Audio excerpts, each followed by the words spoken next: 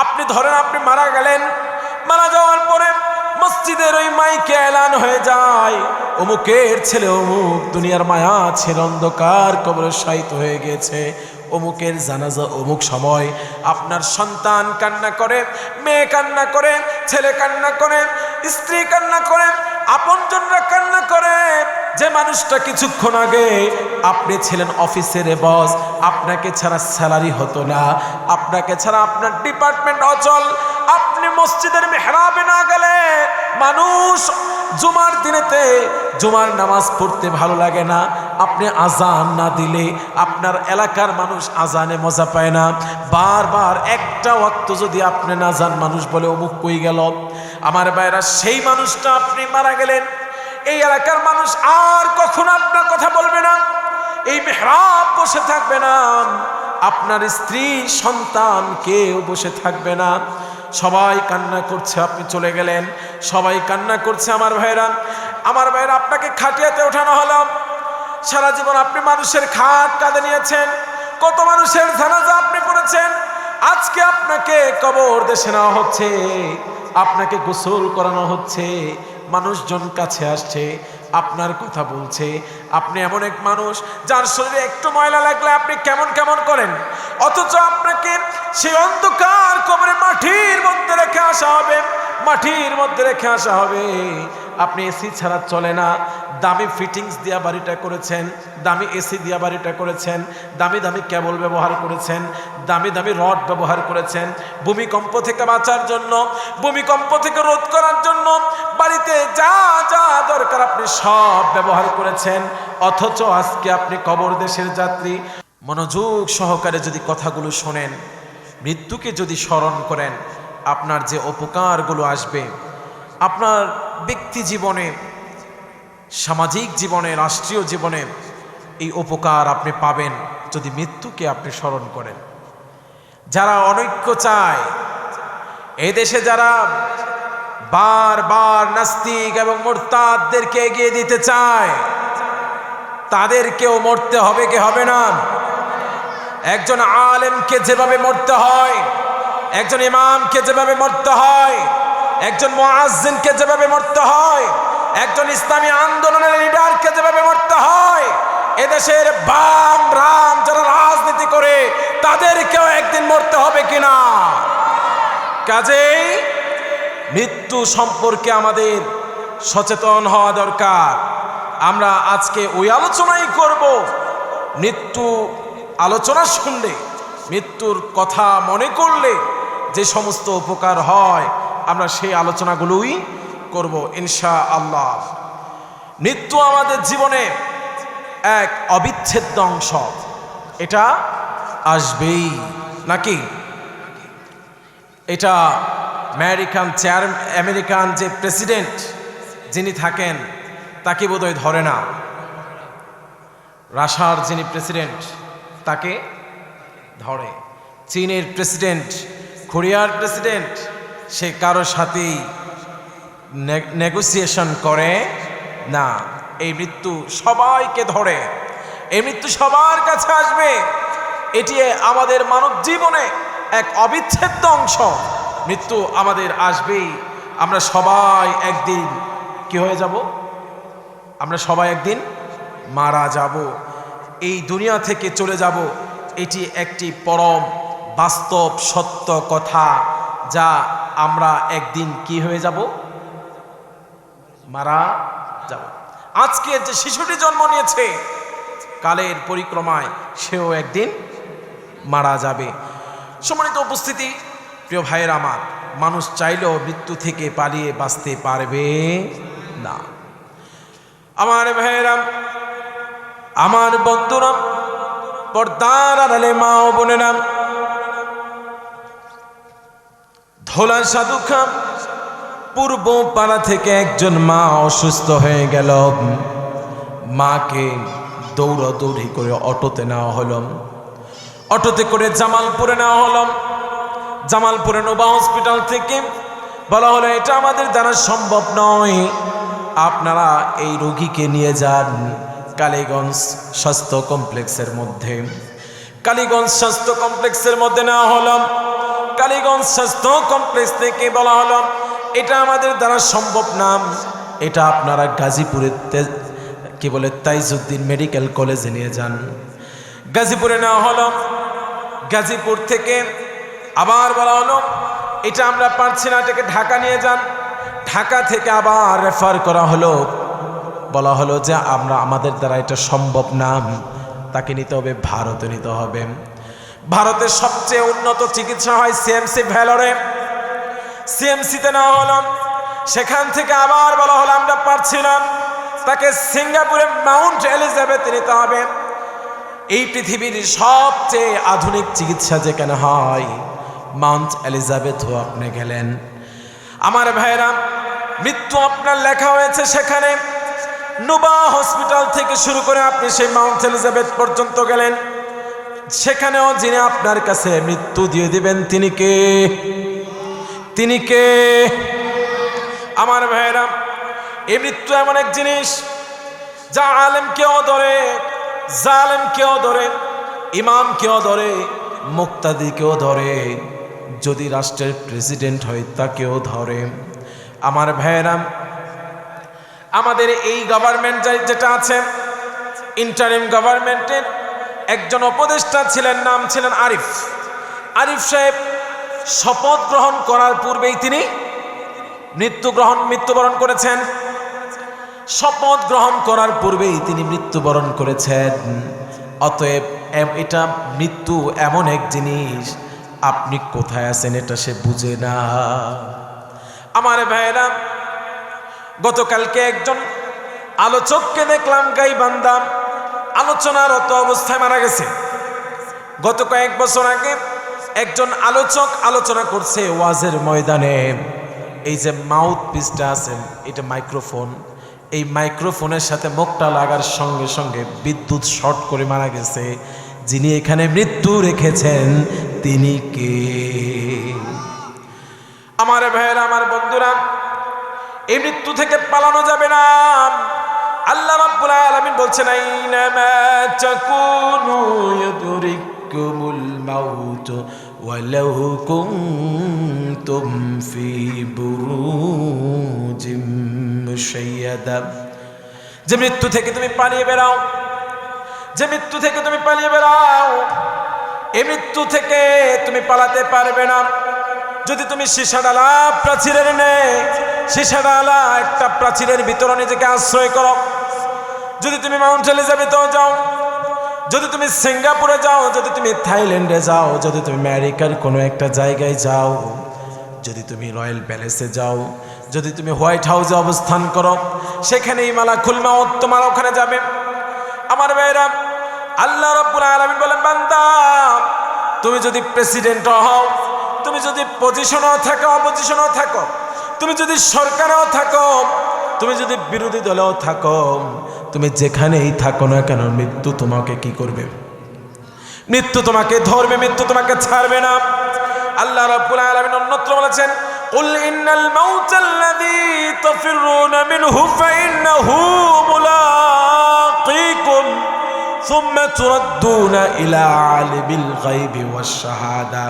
রাব্বুল আলামিন বললেন, ও নবী আপনি তাদেরকে বলে দিন, ইন্নাল মাউত, নিশ্চয় মৃত্যু তোমাদেরকে তোমাদের সামনে যাবে এবং তোমাদের সাথে মোলাকাত করবে। কি করবে? মোলাকাত কি পিছন দিয়ে করে? কোন দিক দিয়ে করে? না জামালপুর পিছন দিয়ে মোলাকাত করে? আমাদের ওই দিক দিয়ে সামনে দিয়েই করে। আল্লাহ রাব্বুল আলামিন বললেন মোলাকাত করবেন। কাজে এই মৃত্যু থেকে পালানো যাবে না। মৃত্যু আসার পরে, মৃত্যু যখন আসবে, আল্লাহ রাব্বুল আলামিন বললেন, আলিমুল গায়বি ওয়াশ শাহাদা ফায়ুনাব্বিউকুম বিমা কুনতুম তা'মালুন। আল্লাহ রাব্বুল আলামিন আমাদের সামনে উপস্থিত করবেন আমি যা গোপনে করেছি, আমি যা প্রকাশ্যে করেছি, আমি যা গোপনে করেছি, আমি যা প্রকাশ্যে করেছি। আমি একজন মানুষকে ওয়াদা দিয়েছি মুখ দিয়ে, কেউ দেখে নাই, দেখেছেন কে? একজন ভালো মানুষ এসেছিল ভোটের জন্য, একজন ভালো মানুষ এসেছিল ভোটের জন্য। আমি বলেছি হুজুর আপনাদেরকেই দেব। কিছুদিন পরে টাকা পাইয়া আবার আরেকজনকে দিয়েছি, সেটা দেখেছেন কে? সেটা দেখেছেন আল্লাহ। আমার আল্লাহ রাব্বুল আলামিন বলেন, আমার আল্লাহ রাব্বুল আলামিন বলেন, আলিমুল গায়বি ওয়াস শাহাদাতি ফায়ুনাব্বিউকুম বিমা কুনতুম তা'মালুন। যেটা অদৃশ্য এবং দৃশ্যমান সব কিছু সেদিন তিনি কি করবেন? উপস্থিত করবেন। আমার ভাইরা, এই দেশের মানুষের অবস্থা এত খারাপ, এত করুণ হয়ে দাঁড়িয়েছে, একটা গরুর মাথাও যদি আপনি কিনেন অন্তত 2000 টাকা দিয়ে কিনতে হয়, নাকি 2000 টাকা হয় না? একটা গরু জবে দিছে, গরুর মাথার ভিতরে মগজ এটা সেটা আছে, আপনারা 4-5 জন মিলে গরু জব দিছেন, গরু কিনতে গেল 2000 টাকায় হয় না বললেন একজন। আর একটা মানুষের মাথা কিনা যায় 500-1000 টাকা দিয়া। তার মানে আমরা গরু থেকেও নিকৃষ্ট হয়ে গেলাম। আল্লাহ রাব্বুল আলামিন তাই বললেন, তোমার দৃশ্যমান অদৃশ্যমান সব জিনিস সামনে নিয়ে আসবেন তিনি কে? কাজেই আমি দৃশ্য এবং অদৃশ্যে যা করে যিনি দেখছেন তিনি কে? আল্লাহ রাব্বুল আলামিন বললেন, আল্লাহ রাব্বুল আলামিন বললেন এগুলো সব রেকর্ড করা হচ্ছে। ইকরা কিতাবাকা কাফা বিনাফসিকাল ইয়াওমা আলাইকা হাসিবা। রাব্বুল আলামিন বললেন, ওই দিন তোমাদেরকে বলা হবে পড়ো কিতাবাক, তোমার কিতাব, কাফা বিনাফসিকাল ইয়াওমা আলাইকা হাসিবা। আজকে তোমার আমল নামা, তোমার কিতাব পড়ার জন্য তুমি নিজেই যথেষ্ট। রব্বুল আলামিন আমাদেরকে একটা কিতাব ধরিয়ে দিবেন, ওই কিতাব আমাদেরকে আল্লাহ রব্বুল আলামিন বলবেন পড়ার জন্য। আল্লাহ রব্বুল আলামিন বললেন, এই কিতাব পড়ার জন্য তুমি নিজেই যথেষ্ট হয়ে যাবে। এই কিতাব আমাকে পড়তে দেবে রব্বুল আলামিন। এই কিতাব পড়ার সময় আমি দৃশ্যমান ও দৃশ্যমান যা করেছিলাম সব সেখানে আছে। আমি একজনের সাথে ওয়াদাবদ্ধ হয়েছি, ওই ওয়াদার বিষয়টা আল্লাহ রাব্বুল আলামিন সেখানে রেখেছেন। আবার আমি আল্লাহ রাব্বুল আলামিনের কি কি হালাল হারাম ফরজ তরক করেছি সব কি আছে সেখানে আছে। আমার ভাইরা, আল্লাহ রাব্বুল আলামিন বললেন তোমাদের কৃতকর্ম সম্পর্কে তোমাদেরকে জানিয়ে দেওয়া হবে। দুনিয়াতে তুমি কি করেছো? কোরআন ও হাদিস থেকে যখন কথা বলা হতো তখন তুমি তাদেরকে মিথ্যাবাদী মনে করতাম, ধর্ম ব্যবসায়ী মনে করতাম, তুমি মনে করতা মোল্লা যা বলেছে এটা নিয়ে আমার কোনো চিন্তা নাই, ধর্ম ব্যবসায়ী বলে তুমি উড়িয়ে দিতা। কিন্তু আমার ভাইরা, আল্লাহ রাব্বুল আলামিন বললেন তোমার সমস্ত কৃতকর্ম সম্পর্কে তোমাকে সেদিন ধরিয়ে দেওয়া হবে, আর তুমি আফসোস করতে থাকবে। রব্বুল আলামিন অন্য আয়াতে বলেন, কুল্লু নাফসিন যায়িকাতুল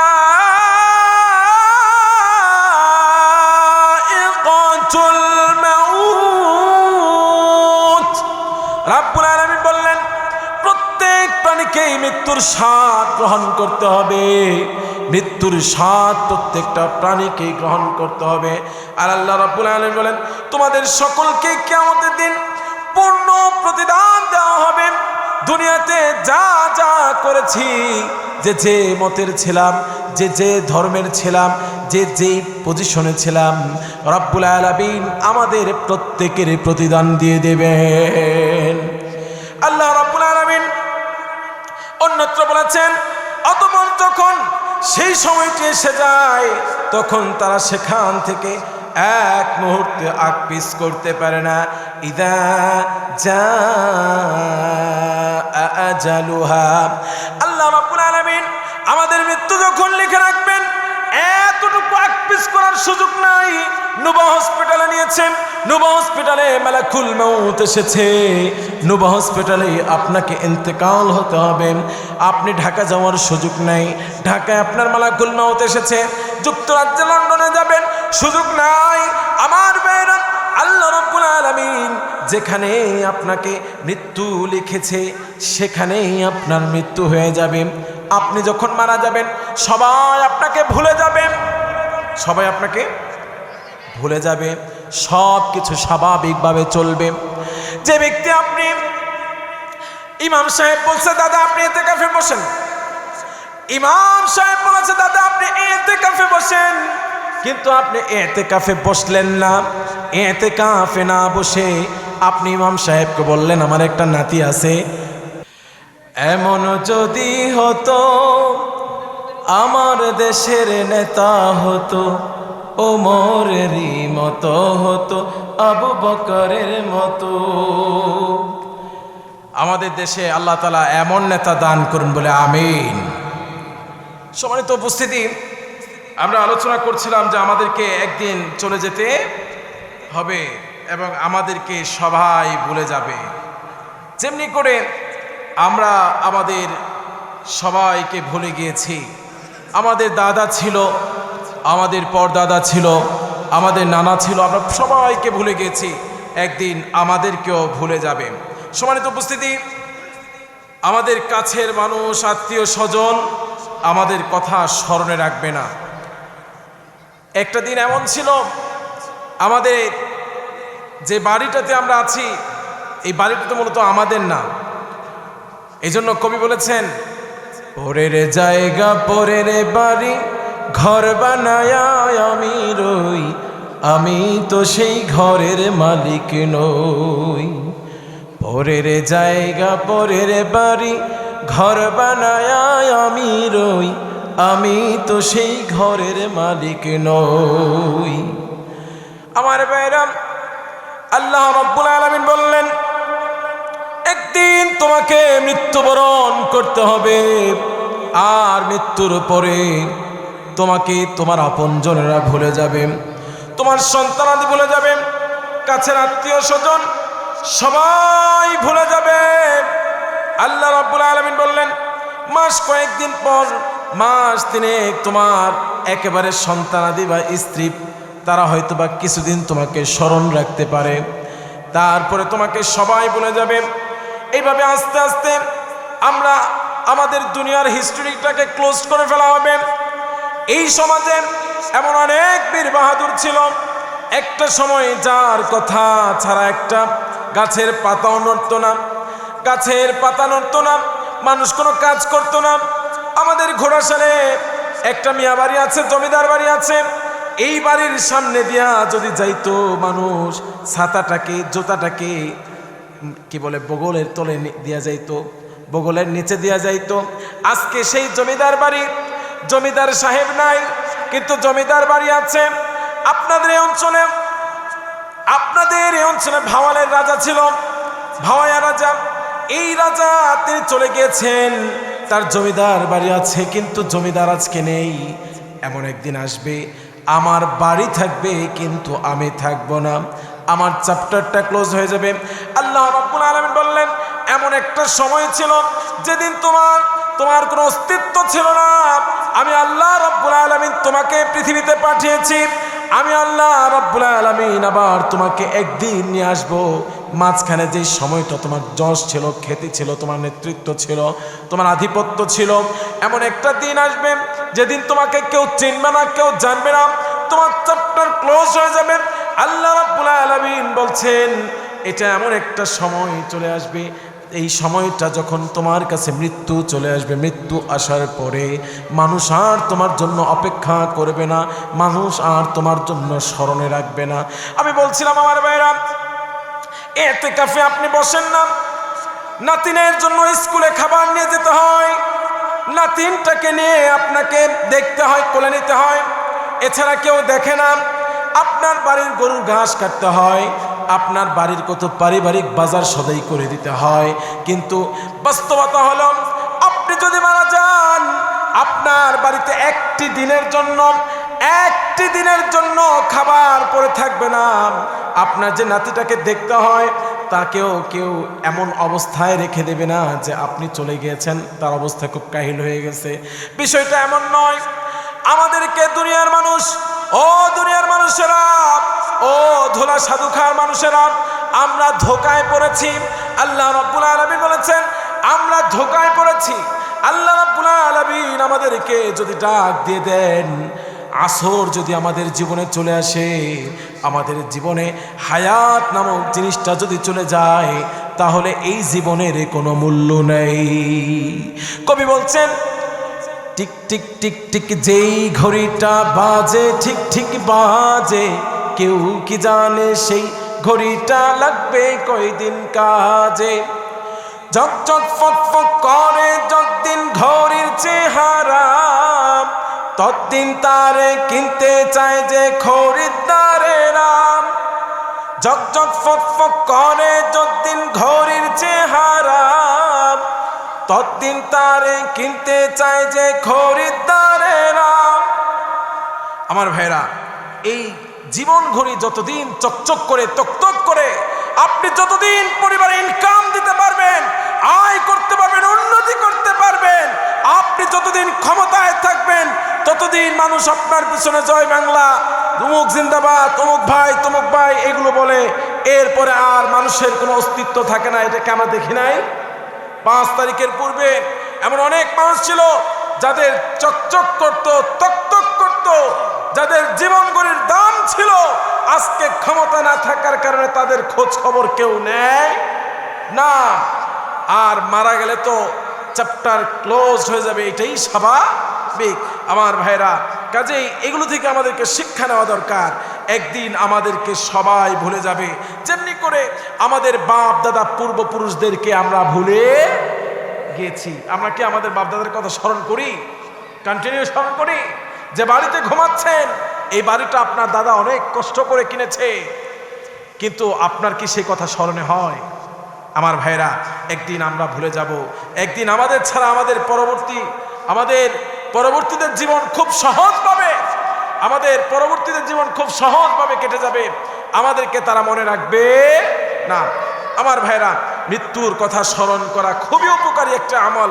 রসুল করিম সাল্লাল্লাহু আলাইহি ওয়াসাল্লামের একজন সাহাবী, নাম হচ্ছে ওমর, তিনি আংটির মধ্যে খোদাই করে রেখেছিলেন, মৃত্যুর কথা স্মরণ করেছিলেন।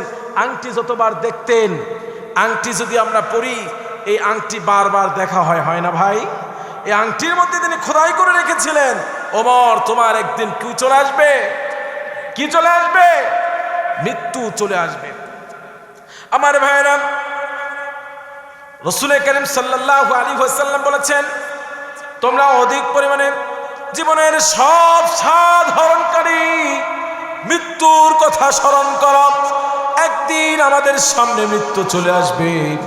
এই মৃত্যুর কথা যদি ধোলা সাধুখার মানুষ আপনারা যদি স্মরণ করেন, চোর চুরি ছেড়ে দেবে, ডাকাত ডাকাতি ছেড়ে দেবে, হত্যাকারী হত্যা ছেড়ে দেবে, জানাকারী জানা ছেড়ে দেবে, চোর চুরি ছেড়ে দেবে, সব অপরাধী মানুষগুলো ভালো হয়ে যাবে যখন তার মধ্যে মৃত্যুর কথা স্মরণ হবে। ইহা হাম সব মুসাফির হ্যায়, খবর আখির ঠিকানা, আজ भी जाना कल भी जाना, जाना एक दिन पारेगा। कोई आगे रवाना है, कोई पीछे रवाना। আমার ভাইরা, একদিন আমাদেরকে যেতে হবে, এই দুনিয়ার জগৎ সংসারটাকে আমাদেরকে ছেড়ে দিতে হবে। কারো কারো এমনও হতে পারে বাঁশ বাগানের বাঁশ রেডি হয়ে আছে, আমার কাফনের কাপড় হয়তোবা জামালপুর বাজারে চলে এসেছে, আমাকে যে খাটিয়াতে রাখা হবে সেই খাটিয়াটাও রেডি হয়ে আছে।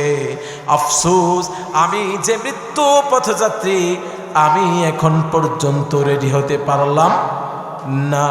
আমার ভাইরা, কাজেই মৃত্যুর কথা বেশি বেশি করে স্মরণ করতে হবে।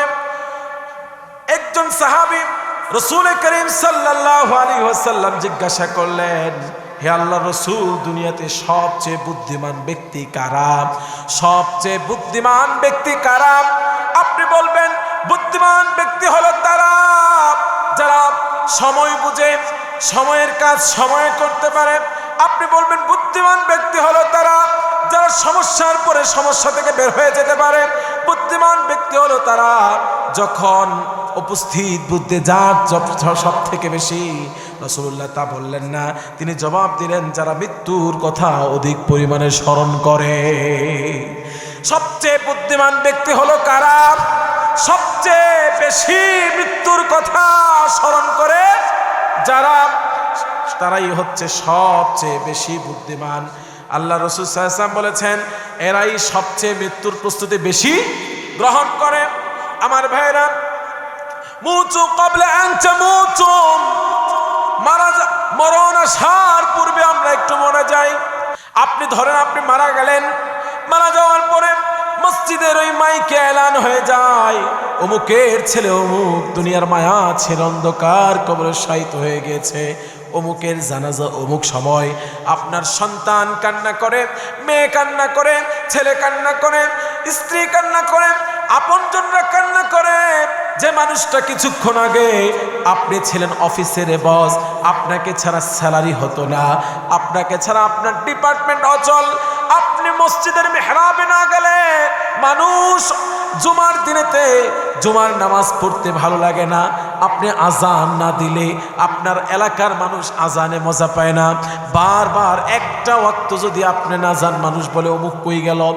আমার ভাইরা, সেই মানুষটা আপনি মারা গেলেন, এই এলাকার মানুষ আর কখনো আপনার কথা বলবে না, এই মেহরাব বসে থাকবে না, আপনার স্ত্রী সন্তান কেউ বসে থাকবে না, সবাই কান্না করছে আপনি চলে গেলেন, সবাই কান্না করছে। আমার ভাইরা, আপনাকে খাটিয়াতে ওঠানো হলো, সারা জীবন আপনি মানুষের খাট কাঁধে নিয়েছেন, কত মানুষের জানাজা আপনি পড়েছেন, আজকে আপনাকে কবর দেশে নেওয়া হচ্ছে, আপনাকে গোসল করানো হচ্ছে, মানুষজন কাছে আসছে, আপনার কথা বলছে। আপনি এমন এক মানুষ যার শরীরে একটু ময়লা লাগলে আপনি কেমন কেমন করেন, অথচ আপনাকে সেই অন্ধকার কবরে মাটির মধ্যে রেখে আসা হবে, মাটির মধ্যে রেখে আসা হবে। আপনি এসি ছাড়া চলে না, দামি ফিটিংস দিয়া বাড়িটা করেছেন, দামি এসি দিয়া বাড়িটা করেছেন, দামি দামি কেবল ব্যবহার করেছেন, দামি দামি রড ব্যবহার করেছেন, ভূমিকম্প থেকে বাঁচার জন্য, ভূমিকম্প থেকে রোধ করার জন্য বাড়িতে যা যা দরকার আপনি সব ব্যবহার করেছেন, অথচ আজকে আপনি কবর দেশের যাত্রী। আল্লাহ রাসূল সাল্লাল্লাহু আলাইহি ওয়াসাল্লাম বললেন মুতু ক্বাবলা আন তামুতু, মরণ আসার পূর্বেই তোমরা মরে যাও। মরে যাওয়ার পরে একটু চিন্তা করেন আমার ভাইরা, আপনি যে মানুষটা আপনার চুল ভালো করে আপনি জেল দিতেন, দামি দামি তেল ব্যবহার করতেন চুলের জন্য, আপনি যে মানুষটা দামি দামি লোশন ব্যবহার করতেন, যে মানুষটা স্কিনটাকে ভালো করার জন্য কত না পরিশ্রম করেছেন, আজকে সেই মানুষটা কবর দেশের যাত্রী হয়ে যাচ্ছেন। আমার ভাইরা, আপনি যখন মারা গেলেন, মারা যাওয়ার কয়েকদিন পরে আপনার চুলগুলো ঝরে পড়ে গেল, মারা যাওয়ার কয়েকদিন পরে শরীরের লোমগুলো ঝরে পড়ে গেল, নখগুলো খসে খসে পড়তে শুরু করলো, ভুঁড়িটা বড় হয়ে গেল। আমার ভাইয়েরা, কয়েকদিন পরে ভুঁড়িটা ফেটে যাবে, আস্তে আস্তে করে মাংসগুলো ঝরে ঝরে পড়ে যাবে। এইভাবে করে করে আপনার দেহটাকে পোকা খেয়ে ফেলবে, আপনার দেহটাকে পোকা খেয়ে ফেলবে। এইভাবে করে করে আপনি কতই না ব্যস্ত ছিলেন, আপনার ব্যস্ত জীবনটা আর কেউ মানুষ মনে রাখবে না। আমার ভাইয়েরা, এই জন্যই যতই ব্যস্ততা থাকুক না কেন, মৃত্যুর কথা অধিক পরিমাণে স্মরণ রাখতে হবে। ব্যস্ততার মাঝেও ভাবতে হবে আমাকে তো দুনিয়া থেকে চলে যেতে হবে, তাহলে সকল কাজে আপনি ভারসাম্য রক্ষা করতে পারবেন। কিছুক্ষণ আগে আমাদের ভাই খায়রুল ভাই এসেছিলেন। আমার ভাইয়েরা, এই দেশে আলেমদেরকে কেন প্রয়োজন? টিয়ার কাবিখা করে একটা শব্দ আছে, সরকারি দান দেয় মসজিদ মাদ্রাসাতে সর্বনিম্ন 1,16,000 টাকা। কত হাজার? 1,16,000 টাকা। কিন্তু আপনি আশেপাশে 10টা 20টা মসজিদে খোঁজ নেন, 1,10,000 টাকা, 1,16,000 টাকা পেয়েছে এমন মসজিদের সংখ্যা আপনি কম পাবেন। আপনি পাবেন 20,000 টাকা দিয়েছে, 30,000 টাকা দিয়েছে, 40,000 টাকা দিয়েছে। সর্বনিম্ন বাজেট হলো 1,16,000 টাকা। আমার ভাইয়েরা, কাজেই এই সমস্ত অপরাধগুলো যারা করে, এই সমস্ত অপরাধগুলো থেকে যদি নিজেকে বাঁচাতে চায়, তাহলে মৃত্যুর কথা স্মরণ করতে হবে। কারণ আপনি যে মসজিদের টাকা মেরে খাচ্ছেন, আপনি যে গরিবের টাকা মেরে খাচ্ছেন, আপনি যে মানুষের টাকা মেরে খাচ্ছেন, আপনি যে রাষ্ট্রের টাকা তসরুফ করছেন, আপনাকে আল্লাহর আদালতে দাঁড়াতে হবে কিনা? আল্লাহর আদালতে দাঁড়াতে হবে। হযরত ওমর রাদিয়াল্লাহু তাআলা আনহু তার তাকওয়া কেমন ছিল দেখেন। রাষ্ট্রের কাজ করছে নিজের ঘরের ভিতরে, প্রতিবেশী একজন আসলো পার্সোনাল কথা বলবে, ওমর রাদিয়াল্লাহু তাআলা আনহুর কাছে এসে সালাম দিলেন। সালামের জবাবে ওমর রাদিয়াল্লাহু তাআলা আনহু নাম ধরে বললেন, তুমি কি ঘরে আসবা? তিনি বললেন, হ্যাঁ ঘরে আসবো। তিনি বললেন, একটু দাঁড়াও। তার সামনে একটা কোপ ছিল কিংবা একটা মোমবাতি ছিল, বন্ধ করলেন, আরেকটা জ্বালালেন, ওই ব্যক্তির সাথে কথা বললেন। ব্যক্তির সাথে কথা বলার পরে তিনি বললেন, ওই আগন্তুক ব্যক্তি বললেন, আমিরুল মুমিনিন, আপনি আমাকে বললেন আমি ভিতরে আসবো কিনা, একটা বাতি বন্ধ করে আরেকটা বাতি জ্বালালেন, কারণ কি? ওমর রাদিয়াল্লাহু তাআলা আনহু বললেন, ওমর রাদিয়াল্লাহু তাআলা আনহু বললেন, এতক্ষণ আমি যে বাতিটা ব্যবহার করছিলাম এটা হচ্ছে রাষ্ট্রের খরচের বাতি, এইটা দিয়া আমি কেবলমাত্র শুধুমাত্র রাষ্ট্রের কাজ করি, আর এখন যে বাতিটা জ্বালাইছি এটা হচ্ছে আমার পার্সোনাল বাতি। কথা যেহেতু পার্সোনাল হবে, পার্সোনালটা আমরা ব্যবহার করি। অথচ আমার ভাইরা, আমরা দেখি রাষ্ট্রের কাজে গেছে, বাহিরে গেছে রাষ্ট্রের কাজে, সেখানে গিয়ে পার্সোনাল কাজ করে, আছে না নাই? আমাদের দেশে রাষ্ট্রের কাজে আসছে নরসিংদীতে, পার্টির প্রোগ্রাম করে, আছে না নেই? আর আমার ভাইরা, রাষ্ট্রের টাকা দিয়া গাড়ি দিচ্ছে রাষ্ট্রের কাজ করার জন্য, প্রতিবেশী আত্মীয় স্বজনরা ঘুরে, আছে না নাই? আমার ভাইরা, এজন্য মৃত্যুর কথা আমাদেরকে স্মরণ রাখলে পরে আমরা এই সমস্ত অপরাধ এবং স্বাভাবিক জীবনযাপন, আপনি ঔষধ খান, এই খান ওই খান, কিন্তু আমার ভাইরা মৃত্যুর কথা যদি আপনি স্মরণ করতে পারেন তাহলে আপনি সুস্থ থাকবেন, আপনি স্বাভাবিক থাকতে পারবেন। মৃত্যু তো আমার আসবেই, এটা যখন আপনি মনে করবেন তাহলে আপনি অনেকটা ফ্রি হয়ে যাবেন, আপনি অনেকটা হালকা হয়ে যাবেন। আমাদের মৃত্যু আমাদের ভিতরে ভয় ঢুকে দেয়, মৃত্যুকে তো আমরা ভয় পাই না। মুমিন কখনো মৃত্যুকে ভয় পায় না, মুমিন সব সময় মৃত্যুকে খোঁজে। আমার ভাইরা, আল্লাহ রাব্বুল আলামিন এজন্যই বলেছেন, ইন্নাল মাউতাল্লাযী তাফিরুনা মিনহু ফাইন্নাহু মুলাকীকুম, নিশ্চয় মৃত্যু তোমাদের সাথে কি করবে? মোলাকাত করবে। কাজে আমার ভাইরা, আমরা সব সময় মৃত্যুর কথা স্মরণ করব। এরপর হচ্ছে আমাদেরকে এটি গুনাহ থেকে বেঁচে থাকার জন্য সহযোগী হয়। মৃত্যুর কথা যদি আমরা স্মরণ করি অধিক পরিমাণে, মা বোনেরা যারা আছেন, আপনি এসেছিলেন লাল কাপড় পরে, আপনি যাবেন সাদা কাপড় পরে। আপনি এসেছিলেন মায়ের বাড়ি থেকে মেয়ে হয়ে, আপনি আরেকজনের মা, আরেকজনের বোন, আরেকজনের ফুপু, আরেকজনের দাদি হয়ে আপনি অন্ধকার কবরে শুয়ে থাকবেন। এখানে লম্বা একটি সময় আপনি অতিক্রম করবেন। কাজেই মৃত্যুর কথা যখন স্মরণ করবেন, আপনার গুনাহ থেকে আপনি বেঁচে থাকতে পারবেন। এরপর হচ্ছে মৃত্যু আমাদেরকে গুনাহ থেকে বিরত রাখে। এক নাম্বার উপকারের মধ্যে হচ্ছে মৃত্যু আমাদেরকে গুনাহ থেকে বিরত রাখে। মৃত্যুর স্মরণ মানুষকে গুনাহ থেকে বিরত রাখে। বান্দা যখনই মৃত্যুর কথা স্মরণ করে তখনই তার দুনিয়ার ভোগ বিলাস সব নগণ্য মনে হয়। এই আরাম আমরা যা করছি এগুলো অত্যন্ত নগণ্য মনে হয়। বান্দা শুধু আখিরাতমুখী হওয়ার চেষ্টা করে, এটা কেবলমাত্র মৃত্যুর মাধ্যমে। আমার ভাইরা, এজন্য রাসূল বলেছেন, তোমরা অধিক পরিমাণে মৃত্যু কথা স্মরণ করো, ওই মৃত্যুর কথা স্মরণ করো। আমার ভাইরা, এরপর হচ্ছে তাই মৃত্যুর কথা আমরা স্মরণ করব। এরপর হচ্ছে রাসূল সাল্লাল্লাহু আলাইহি ওয়াসাল্লাম বলেছেন, বুদ্ধিমান তো সেই ব্যক্তি যে নিজের নফসকে নিয়ন্ত্রণ রাখে এবং মৃত্যু পরবর্তী জীবনের জন্য কাজ করে, আর নির্বোধ অকর্ম হচ্ছে সেই ব্যক্তি যে তার নফসকে নিজের দাবি নিজের প্রবৃত্তির সহ অনুসরণ করতে থাকে। এই ব্যক্তি হচ্ছে বোকা, আর ওই ব্যক্তি হচ্ছে সফল, ওই ব্যক্তি হচ্ছে বুদ্ধিমান যে ব্যক্তি মৃত্যুর কথা স্মরণ করে। কাজে আমার ভাইরা, আমার ধোলা সাধুখার ভাইরা, আমরা মৃত্যুর কথা অধিক পরিমাণে স্মরণ করব। এরপরে রাসূল সাল্লাল্লাহু আলাইহি ওয়াসাল্লাম বলেছেন, যে ব্যক্তি কণা পরিমাণ ভালো কাজ করবে সে তা দেখতে পাবে। আল্লাহ রাব্বুল আলামিন বলেছেন, ফামাইয়া আমাল মিসকালা দাররাতিন খাইরা ইয়ারা ওয়া মাইয়া আমাল মিসকালা দাররাতিন শাররা ইয়ারা। আলোচনার শুরুতে যে কথাটি বলছিলাম, ইকরা কিতাবাকা কাফা বিনাফসিকাল ইয়াউমা আলাইকা হাসিবা। আল্লাহ রাব্বুল আলামিন আমাদের আমলনামা আমাদেরকে পড়তে দিবেন। আপনি কোথাকার কাবিখা খেয়েছেন, কোথাকার টিয়ার খেয়েছেন, আপনি কোথাকার বিজিএফ খেয়েছেন, আপনি কোথাকার টিসিবি খেয়েছেন, আপনি রাষ্ট্রের কত টাকা তসরুফ করেছেন, আপনি জনগণের কত টাকা তসরুফ করেছেন। আল্লাহ রাব্বুল আলামিন একেবারে ফকফকা একটা কণা পরিমাণও যদি থাকে আপনার অন্যায়, সেটাও আল্লাহ দেখাবেন। আবার যিনি ভালো দেখাবেন তিনি কে? আল্লাহ। আমার ভাইরা, এজন্য আমার ভাইরা, মৃত্যুর কথা বেশি বেশি করে স্মরণ করব। অন্যত্র আল্লাহ তাআলা বলেছেন, আল্লাহ রাব্বুল আলামিন তাদের মুখে মোহর লাগিয়ে দেবেন, ফলে তাদের হাত আমাদের সাথে কথা বলবে, তাদের পা সাক্ষ্য দেবেন। আমার মেয়েরা, এই হাত দ্বারা কত অপরাধ করি, পা দ্বারা কত অপরাধ করি। আল্লাহ রাব্বুল আলামিনের সামনে যাওয়ার পরে রব্বুল আলামিন আমাদের সবগুলো অঙ্গ প্রত্যঙ্গ বন্ধ করে দেবেন।